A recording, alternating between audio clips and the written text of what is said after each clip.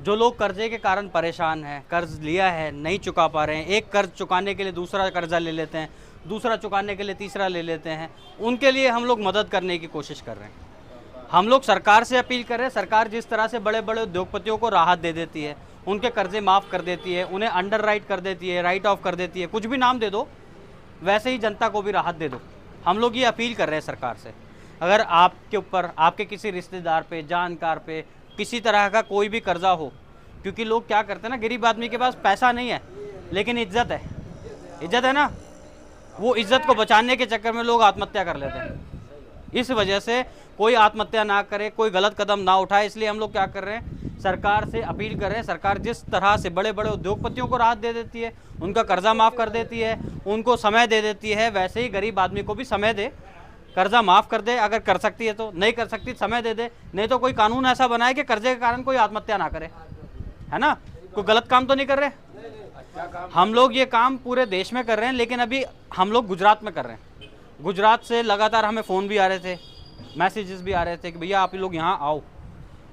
अभी 31 अक्टूबर 2025 को वल्लभ सदन रिवर फ्रंट मैदान में हम लोगों ने एक प्रोग्राम आयोजित किया है।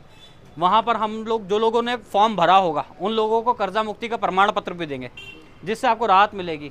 जो लोग रिकवरी एजेंट आते हैं, वो आपके साथ बदतमीजी करते हैं, गाली गलौज करते हैं, वो ऐसा ना करें। उन पर किसी का दबाव तो रहना चाहिए ना। अगर आप अकेले रहोगे तो आपको कोई भी दबा लेगा, अगर साथ बहुत सारे लोग जुड़े होंगे तो नहीं दबा पाएंगे ना। वैसे ही गुजरात में हमारे पास 2.5 से 3 लाख लोग जुड़ चुके हैं। अगर आपको भी लगता है कि आप लोग हमारे साथ जुड़कर इस मुहिम को मजबूत बना सकते हैं, तो आप लोग अपना फॉर्म भर दो, निःशुल्क भरो। हमें कोई डॉक्यूमेंट आपका नहीं चाहिए, कोई पैसा नहीं चाहिए।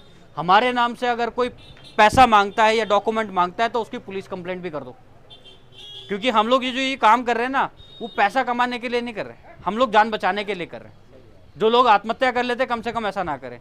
कम से कम गुजरात के 40 से 50 हज़ार लोग बच चुके हैं, क्योंकि उन्हें पता लगा कि मरना विकल्प नहीं है, मरना तो समाधान ही नहीं है।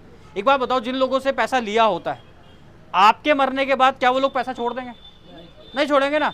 आपकी संपत्ति हड़प लेंगे, आपके बच्चों से वसूलेंगे। और मध्य प्रदेश का एक केस बताता हूँ, वहाँ पे तो एक आदमी ने आत्महत्या कर ली, उसके बाद उनकी बीवी को ले गए कि तुमसे पैसा वसूल करेंगे। आप में से कोई लोग ऐसा चाहेंगे क्या कि आपके जाने के बाद आप अपने बच्चों को ये कर्जा विरासत में दें? नहीं ना, कोई माँ बाप नहीं चाहता। डॉक्टर का बेटा डॉक्टर बन जाता है, इंजीनियर का इंजीनियर बन जाता है, वकील का वकील बन जाता है, कर्जे वाले का बेटा क्या बनेगा? कर्जे वाला ही बनेगा, है ना। तो कोई चाहता है कि आप में से कर्जे वाला बने अपने बच्चे? नहीं चाहते।